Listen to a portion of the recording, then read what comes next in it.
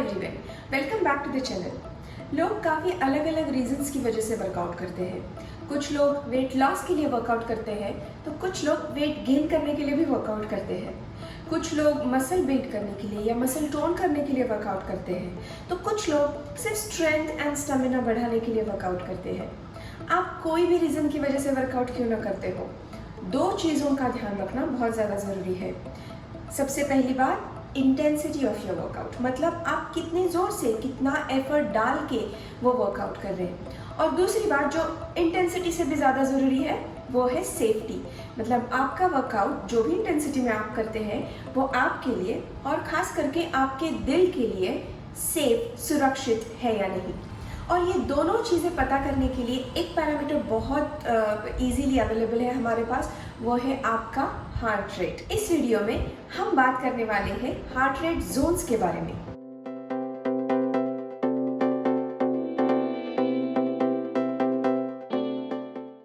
तो शुरू करते हैं मिनिमम हार्ट रेट से, या जिसे रेस्टिंग हार्ट रेट भी कहा जाता है। जैसे ही नाम सजेस्ट करता है रेस्टिंग हार्ट रेट, मतलब वो हार्ट रेट जब भी आप रेस्ट कर रहे हैं, आप जब भी रिलैक्स्ड है, ये आपका मिनिमम हार्ट रेट होता है। रेस्टिंग हार्ट रेट नॉर्मली एक नॉर्मल इंसान के लिए 60 से 100 के बीच में होता है।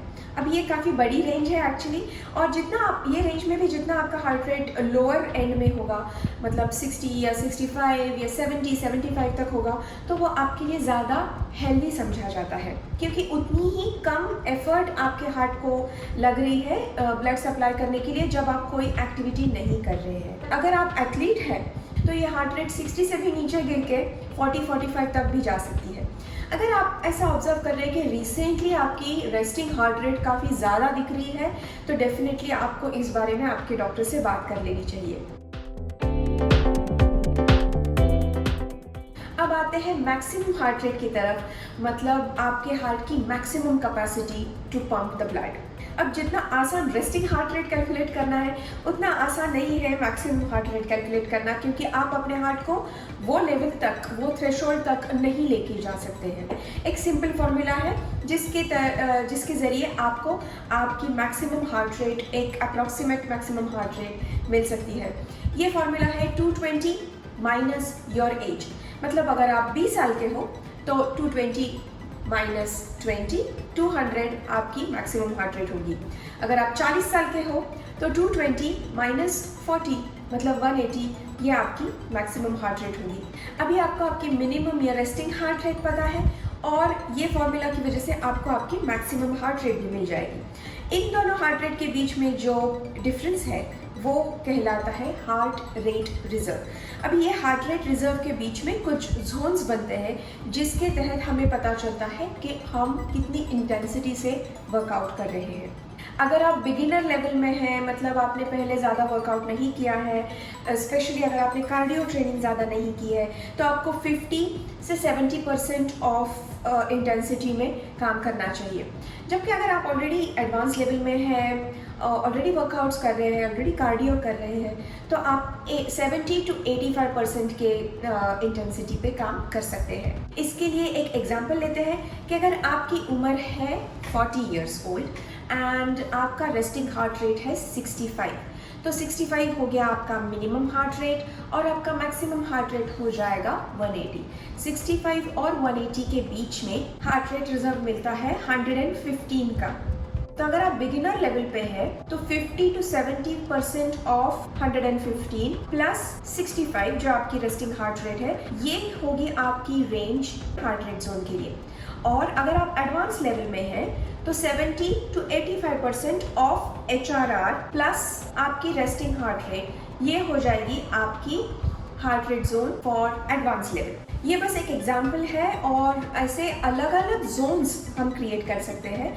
तो कुछ जोन्स की तरफ देखें तो जोन 0, मतलब less than 50% of the effort, जिसमें आप रेस्टिंग में हैं या फिर रिलैक्स्ड हैं। जोन 1 होता है 50 to 60%, मतलब वेरी लाइट एक्टिविटी, जिसमें आता है warm up, cool down and active recovery. 60 to 70% है सेकंड जोन, जिसमें आप लाइट एक्टिविटी करते हैं, जिसमें होता है building basic endurance, fat burning इसमें आता है। अगर आप लंबे वॉक के लिए जा रहे हैं तो ये लाइट एक्टिविटी में आ सकता है। 70 to 80% ये हो जाता है जोन 3, जिसमें मॉडरेट एक्टिविटी हो जाती है, जिसमें आपका एरोबिक फिटनेस इम्प्रूव हो सकता है और मसल स्ट्रेंथ करने के लिए भी, जैसे अगर आप लाइट वेट उठा रहे हैं तो या फिर रेजिस्टेंस ट्रेनिंग कर रहे हैं बैंड्स के साथ या कोई और बॉडी वेट के साथ, तो ये मॉडरेट में आ सकता है। जोन 4 है जो 80 to 90%। अभी इसमें आप एनारोबिक एक्सरसाइज में चले जाते हैं काफ़ी बार और थ्रेशोल्ड आपकी जो मैक्सिमम कैपेसिटी है वो आप हिट करते हैं, और ये नॉर्मली वर्कआउट शॉर्टर टाइम के लिए होता है। मतलब HIIT इंटरवल ट्रेनिंग जिसको कहते हैं, वो सब एक्टिविटीज़ इसमें आते हैं जिसमें आप थोड़े टाइम के लिए ज़्यादा इंटेंसिटी का वर्कआउट करते हैं फिर रेस्ट ले लेते हैं। जोन 5 हो जाता है 90 to 100%। अभी ये जो जोन है वो मैक्सिमम जोन है, तो ये definitely this is only reserve for fit athletes only, जो ब्रीफ ड्यूरेशन के लिए, मतलब बिल्कुल थोड़े से ही टाइम के लिए वो अपनी मसल्स को फुल चैलेंज करते हैं। जैसे स्प्रिंटिंग हो गया तो 100-200 मीटर सिर्फ उनको रन करना है, तो उतने ही टाइम के लिए वो फुल कैपेसिटी से रन करते हैं और फिर इमीडिएटली रिकवरी में आ जाते हैं। तो ये जो है इसके लिए एक एथलीट होना, एक कंटिन्यूस काफ़ी हद तक ट्रेनिंग करना बहुत ज़रूरी है, और ये लेवल एक बिगिनर के लिए या फिर एक आम आदमी के लिए ये एडवाइजेबल बिल्कुल भी नहीं है। तो ये लेवल तक आप ना जाएं। जहाँ तक हो सके आप सेफ रहने के लिए 80 to 85% से नीचे ही आपकी हार्ट रेट रखें।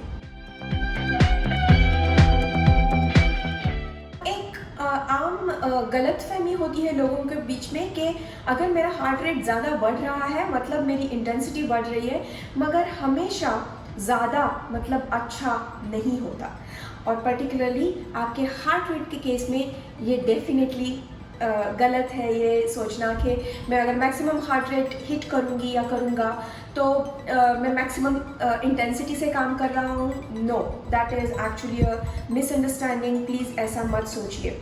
हार्ट रेट ज़्यादा रखने की वजह से काफ़ी प्रॉब्लम आ सकती है। कंसिस्टेंटली अगर आपके हार्ट रेट मैक्सिमम या पीक की तरफ जा रही है तो इसकी वजह से आपको काफ़ी कार्डियक इश्यूज़ आ सकती है, काफ़ी सीरियस हद तक इश्यूज़ आ सकती है, और अरिथमिया या फिर chest pain, discomfort in your heart, all this things can come अगर आपकी हार्ट रेट मैक्सिमम रेंज में काफ़ी ज़्यादा टाइम तक रह रही है तो। और एक स्टडी किया गया था जिसमें ये देखा गया था कि हॉकी प्लेयर्स के बारे में ये स्टडी थी एक्चुअली, कि जो लोग अपने हार्ट रेट को मैक्सिमम कैपेसिटी में लेके जा रहे हैं अगेंस्ट जो रेगुलर कैपेसिटी में प्ले कर रहे हैं, जो लोग ज़्यादा हायर रेंज में अपने हार्ट को लेके जाके मैक्सिमम रेंज में लेके जाके रिकवर करने की कोशिश करते हैं, तो उनकी रिकवरी के लिए काफ़ी ज़्यादा टाइम लगता है, मतलब वो रिकवर जल्दी नहीं हो पाते। तो ये अच्छी बात नहीं है हमारे लिए। इसके लिए मैक्सिमम हार्ट रेट हिट करना ज़रूरी नहीं है और सुरक्षित भी नहीं है। अगर आपके हार्ट रेट आपको 70-75% तक लेके जानी है तो वो 0 से सडनली 75% तक ना लेके जाए। इसका मतलब क्या है कि अगर आप रेस्टिंग में है, रिलैक्स्ड है और आपको एक्सरसाइज करनी है, कोई तो लेट्स से जॉग करना है, रनिंग करनी है, जो भी है, तो अब इमीडिएटली जॉगिंग ना करें। उसके लिए एक वार्म अप का फेज़ डेफिनेटली होना चाहिए।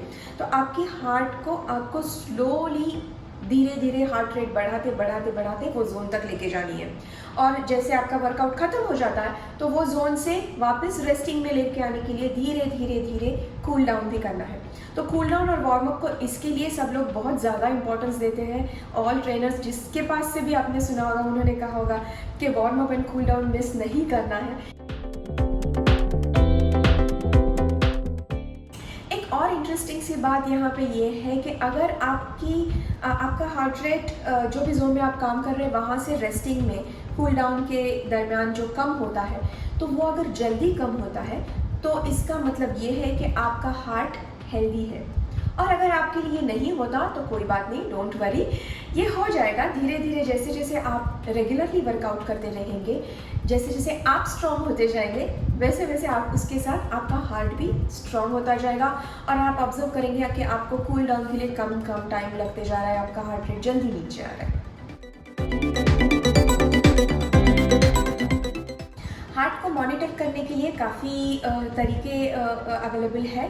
आपका जो रेगुलर बीपी का मशीन होता है घर में, उससे भी आप हार्ट मॉनिटर कर सकते हैं। अगर रिसेंटली कोविड की वजह से अगर आपने ऑक्सीमीटर ख़रीदा है तो उसमें भी आपको पल्स रेट मिलेगी, काफ़ी मॉडल्स में मिलती है।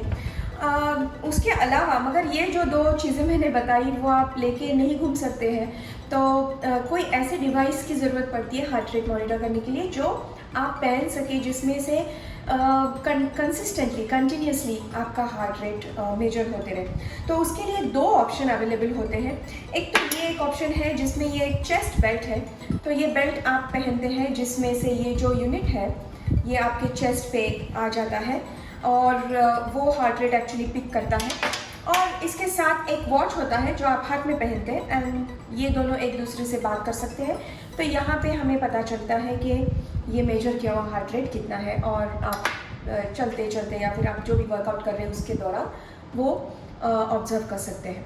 और इससे भी आसान तरीका है वो आपका आजकल जो सब लोग पहनते हैं वो स्मार्ट वॉच। तो स्मार्ट वॉच में यहाँ पे पीछे एक सेंसर होता है जिससे पता चलता है आपका हार्ट रेट। और ये देखें कि most of the watches have the heart rate sensor, but many of the watches do not have the notification. मतलब अगर आप जोन सेट करो, ये एक पॉसिबिलिटी होनी चाहिए कि आप जोन सेट करो आपके जो भी आपके एज के हिसाब से, आपके रेस्टिंग रेट के हिसाब से कैलकुलेट करके, और जब आप वर्कआउट कर रहे हैं तो ये वॉच आपको नोटिफिकेशन देता है कि आप 85% के जोन में हो या आप 95% के जोन में हो या मैक्सिमम हार्ट रेट रीच किया है। तो ये जो नोटिफिकेशन है ये वॉच देता है। मेरा प्रीवियस वॉच नहीं दे रहा था ये नोटिफिकेशन, जबकि वो दिखाता था कि क्या आपका हार्ट रेट चल रहा है, मगर वो नोटिफिकेशन ना मिलने की वजह से काफ़ी बार मैं वर्कआउट करते हुए मैक्सिमम हार्ट रेट में पहुंच जाती थी और मुझे बाद में पता चलता था